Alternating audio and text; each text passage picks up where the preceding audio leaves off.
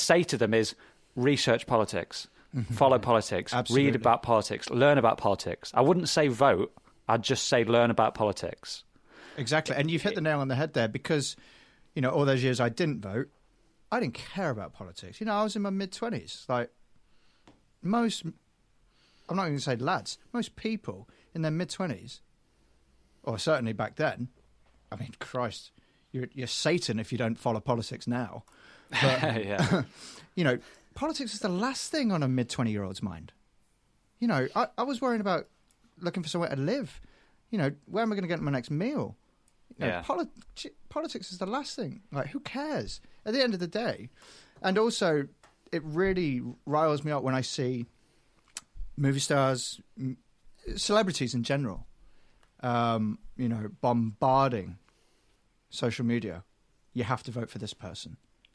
I think that is evil. I think it is so evil. Like, stick to your job, mate. Mm-hmm. If you're a singer, stick to singing.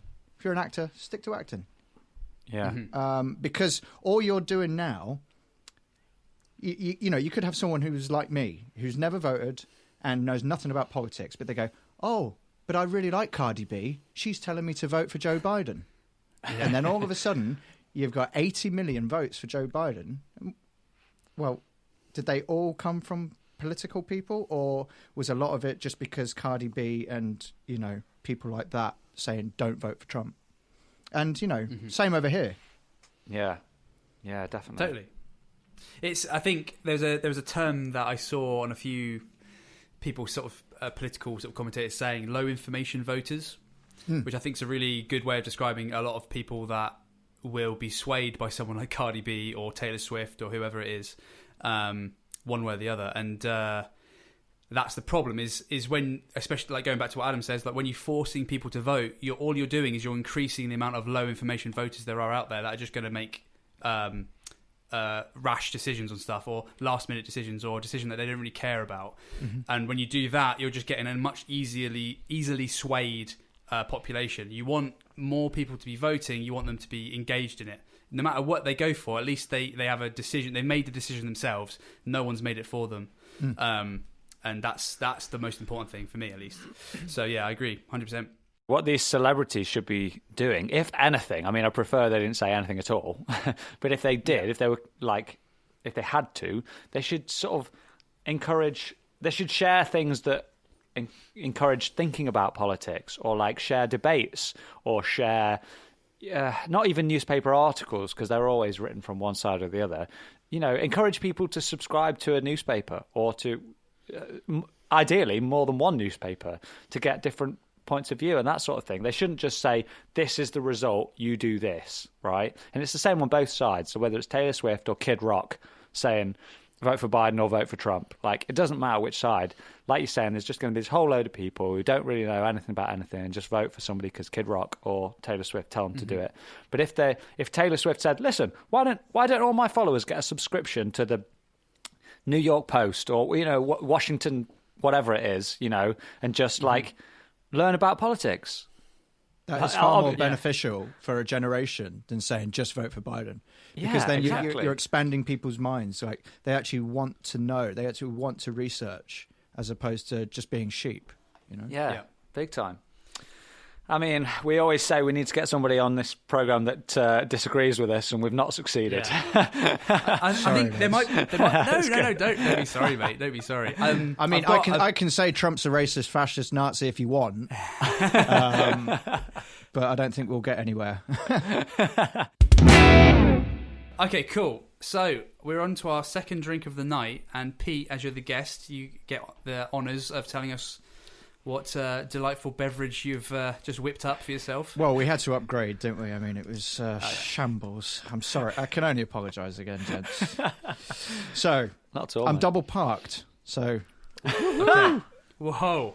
So, slow down. Yeah, easy, big boy. So, first round was just, Hampshire's finest council pop. This time, I've gone for the same, but with lemon in it. Oh, fantastic. Because lots of lemony notes, I imagine. Exactly. What's that like on the nose, eh? Yeah. Very good. See, the electrolytes in the lemon. Cleanse the body. Yeah. All right, here we go. Real And my quick second question. drink is... Oh, yeah, go on, sorry. Oh, you triple tea. parked? No, just the double. Just the Oh, so double. you've got another water plus a tea. I got another water. But, upgraded water, though, mate. It's not just right. water. Oh, yeah. Okay, cool. So my tea is it's by Pucka, Pucka, Nice. and it's turmeric gold. Fantastic. Don't they make pies as well? Both of your faces were like, oh, Jesus. Couldn't make a builder's tea or something just to Yeah. bring up the lad points a few. Milk 2 sugars, surely. I know. Well, I've stopped dairy. I've stopped sugar. So Oh, for God's sake. I know. Hey. I'm still a man. I'm still a bloke. Come on, Greg, get us out of this. Get us out of this mess. So we're going for a Scotch today, which I'm pretty excited about. This is a Lafroig 10, so 10-year-old Lafroig. Nice. Big boy Isla whiskey, very strong, very peated. Yeah. And the cork on this bad boy is just, I think, perfect. The perfect cork sound. Every year.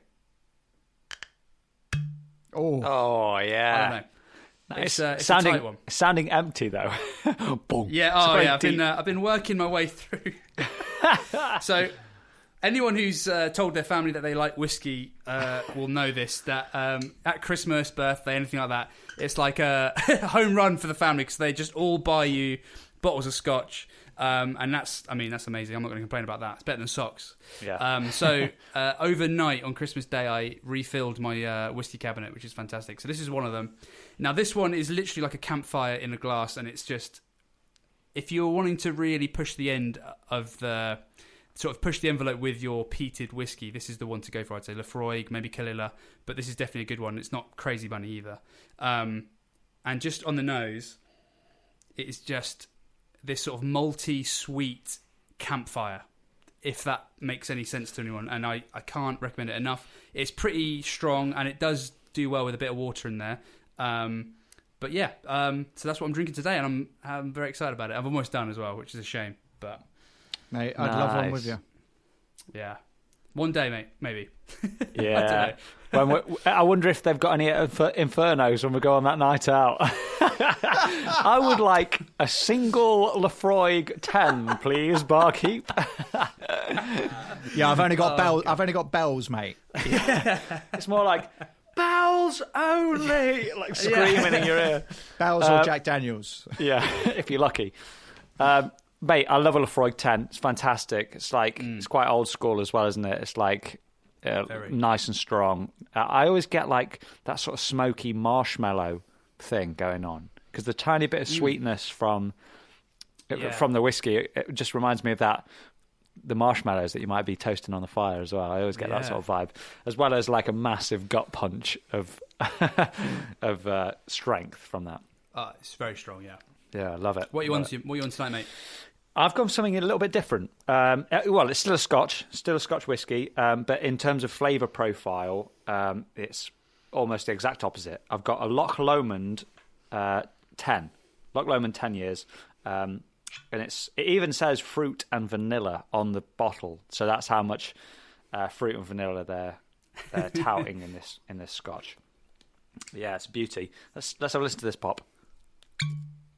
Yeah, it's a pretty satisfying one as well, isn't it? Pretty good, not yeah. too bad, yeah.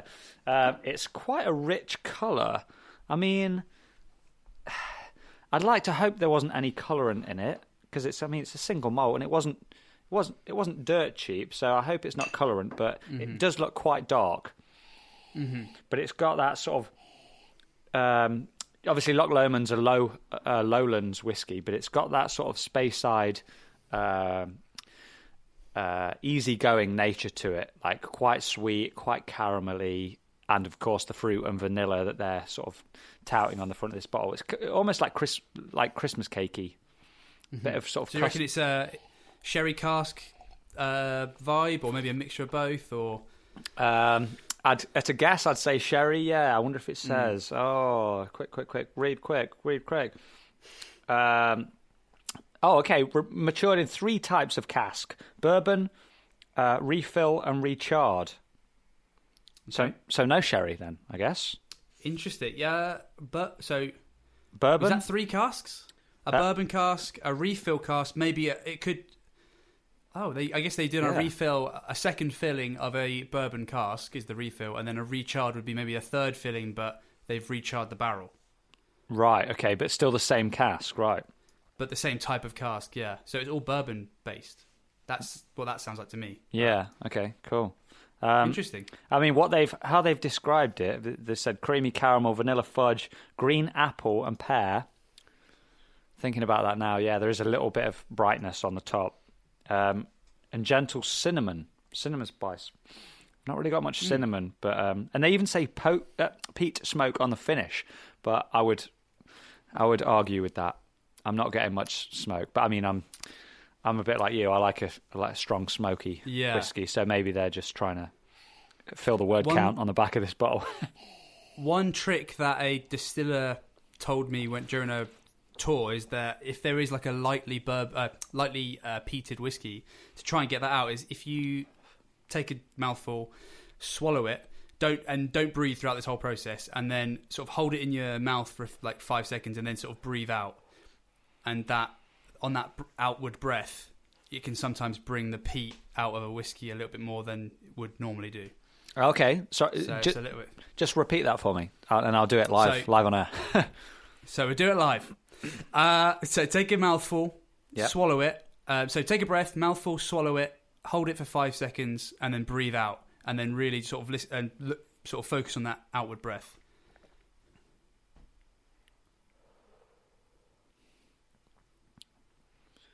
Yeah, that helps. I mean, it feels stronger. I don't know why that is. Sure, it feels more alcoholic, you know?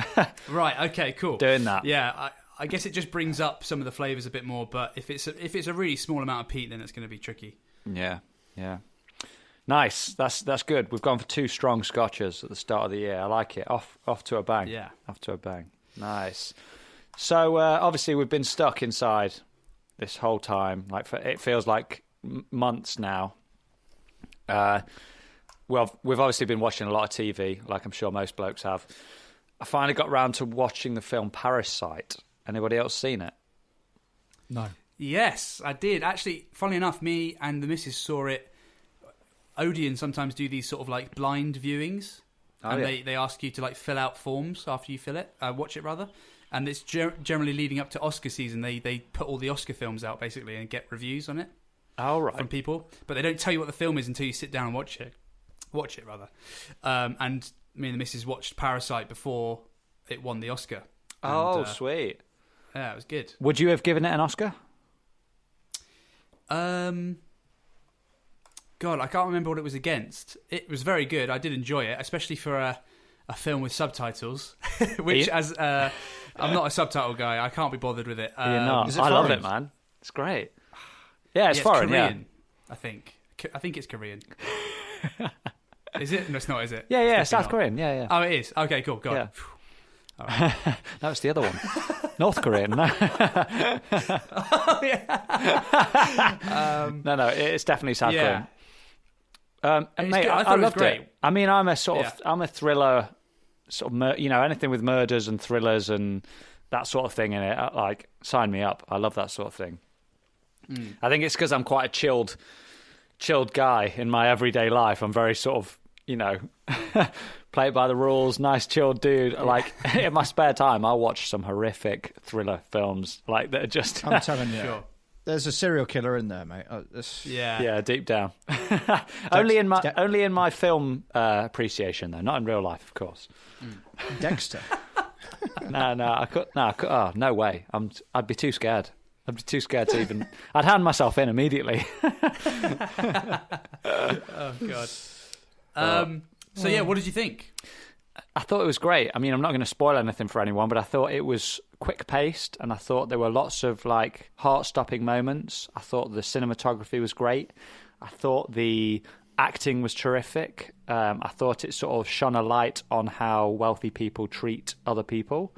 And I thought it... and it was just a whole barrel load of fun as well. I think that there was, I mean, some people have said it's a dark comedy or a black comedy, which I would agree with. There were lots of moments where I was sort of chuckling, and thinking, God, this is a thriller. Why am I laughing? But it was like they managed to make a dark thriller funny, which I imagine is quite hard. So